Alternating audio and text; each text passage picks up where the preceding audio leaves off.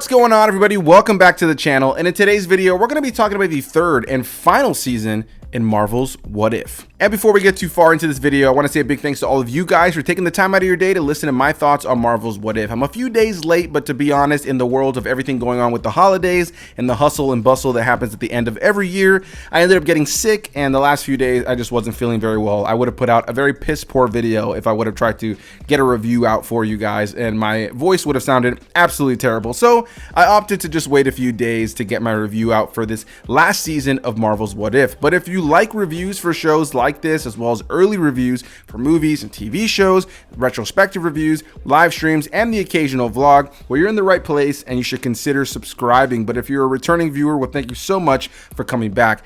Today we're going to be talking about the third and final season of Marvel's What If. If you're not familiar with what this show is or what it's based on, there was a comic line that came out back in the day. I used to love picking these up when I was a kid, where it was just a fun what if scenario. Maybe one character that was a different character in that storyline, or something like zombies, or just some sort of random mix match kind of storyline that would never really be something they would commit to an entire storyline of, but something that one comic book issue was able to kind of have some fun with. And so in the case of this show, it was coming out around the time that the multiverse saga was becoming a thing in the MCU mainline storyline, and was going to allow for each episode to be a fun adventure in and of itself that was a kind of fun offshoot, and then some of those episodes would start to connect to one another.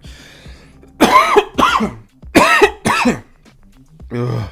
Yeah, I'm still not feeling 100% better, and now my eyes look super glossy from that cough. So anyway, the idea of this show is that every episode could be its own thing, and over the course of time, some of these episodes would start to kind of use the multiverse to connect to one another. For the most part, I really enjoyed season 1 and 2. I thought they did some really cool and fun things, and were able to mix and match a bunch of different characters that had not been together in these various storylines, kind of flip-flop certain storylines where a villain was maybe the hero in a story that we saw in one of the movies, and kind of change the way that we saw a story that maybe we were familiar with, or flat out give us a brand new fresh story with a mixed match set of characters that had never been together, doing a really cool fun storyline. And again, they started to connect them, especially as we got to the end of season 2, where a lot of the characters that we started to see from the first season, as well as some of the characters we were introduced to in season 2, started to come together for some big multiversal battles, specifically around the Watcher, played by Jeffrey Wright in these shows. And once again, you have Jeffrey Wright playing the Watcher in this one, and there is a storyline that does kind of come to some culmination by the time you get to the end of this season and the end of this show, that has to do with him and several other characters who were sprinkled in throughout the course of the 3 seasons. And so on that level, I thought it was really cool that they were able to kind of have most of the episodes be their own thing and these fun multiversal storylines, while also able to kind of, you know, have a through line, a storyline that connects these episodes together in small different ways. For the most part, going into the 3rd season, what I could say is that a lot of this season is more of the same, and that's either going to work for you or not work for you. I think coming to an end now, there is a part of me that thinks this show maybe could have been a little bit more. I think in the world of the multiverse saga, they maybe could have utilized this show to tie in a little bit more directly to the overarching multiverse saga that we are following in the movies.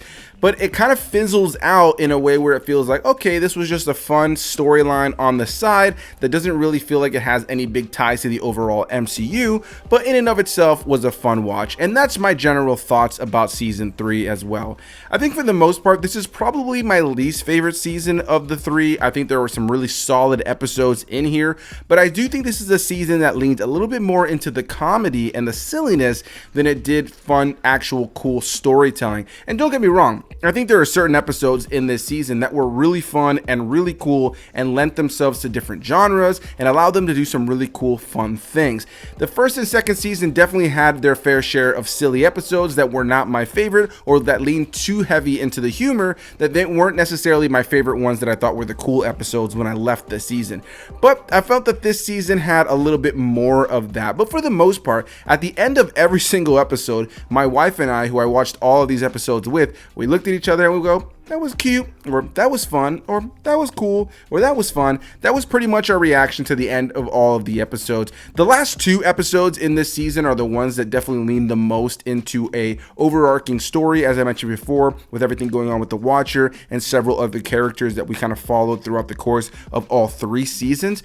But outside of those specific episodes that kind of culminate the entire season and the entire series, I would say for the most part, most of the episodes are just kind of fun throwaway episodes like a lot of the show has been. And now that it's over, I guess my overall thoughts on it is that I just wish they would have done just a little bit more with it. I think it's a really cool looking show. I think it's a show that had some fun ideas. I think it's a show that's very cute in a lot of ways and definitely lent itself to being fun and silly in a lot of ways. But by the time we got to the end, there was just a part of me that was just wondering, could this have been more? And for the most part, I think that's kind of where I'm going to sit with this show. I don't think it's one that I'm going to look back on and be like, oh, I really missed What If, but I am going to always kind of have this part of my back of my mind that says, man, I wish they would have done more with it. And that's really the most I can say about this season. I think once again, you have some cool, fun episodes. One thing I really enjoyed about this season that other seasons didn't have was in season 2, one of my biggest gripes was that they kind of still were honing in on most of the Avengers characters and Marvel characters that we were introduced to pre-Endgame, and then at that point, by the time season 2 had come out, we had already had so many other characters that were introduced into the MCU that didn't really feel like they were in that sandbox to be played with. And so going into season 3, I was really happy to see that there was actually a more kind of mixed bag of characters of the newer MCU characters that have been introduced, characters like Shang-Chi or the Eternals, Moon Knight, Riri Williams, aka Ironheart. It was nice to see them pull from some of the newer characters for some of these episodes.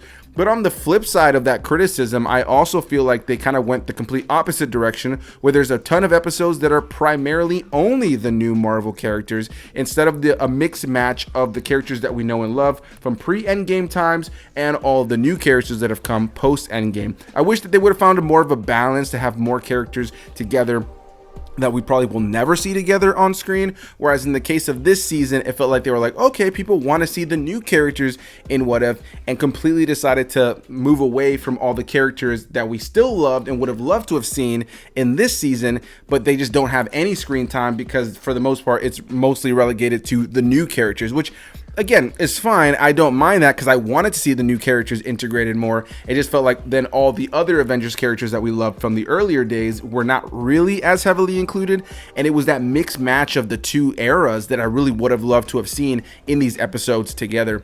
Overall, what I can say about What If Season 3 is that I thought it was a good fun time that's well animated, once again, has some fun episodes, but some of the episodes do lean a little bit too much into humor. For the most part, none of the episodes really blew me away, but I think the last 2 episodes of the season are really strong with some cool fun action and some great visuals and some cool multiversal action. Outside of that, I wish that the show had done a little bit more, and now that it came to an end, I feel like it's just kind of coming and going without having actually had much of an impact in the world of the MCU. In the world of a lot of MCU shows that have been a little bit middling for fans, I would say this is one of the cooler, fun side stories that they have done, but I don't necessarily know if this is one that 5-10 years from now people are really going to look back on and think, wow, What If was this really great thing that they did, more so of it being this cool, fun idea that they had some fun with, but that never really amounted to something great. And that's how I feel about What If Season 3. It was fun, it was enjoyable. I'm not looking back at it with any sort of negativity, but I just wish there had been more. So I don't want to ramble anymore about the same things because this isn't really a season that gave me much to really say to you guys. This isn't the kind of show that really inspired an abundance in me to really say much more than that. I think if you're a fan of what they did with the first 2 What If seasons, it's certainly worth your time. But if you're somebody who's like, hey, I've never watched this show before, is it worth your time?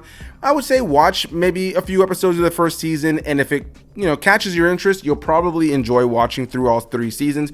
But if you're not crazy about what you've seen, I don't necessarily know that season 3 is going to change your mind on what season 1 and season 2 wasn't able to kind of pull you in on. So that's going to be my thoughts on What If Season 3. Looking forward to hearing all of your guys' thoughts. How do you feel about this season? How do you feel about how they wrapped it up? Do you think that this show really lived up to its potential? Or do you feel like me and feel like it kind of just left you wanting a little bit more from it? A big thanks to all of you guys for taking the time out of your lives to watch my thoughts here on this video, and I can't wait to see you guys in the new year with tons of new reviews and movie related content. I'll see you guys in the next one. Happy New Year and bye-bye.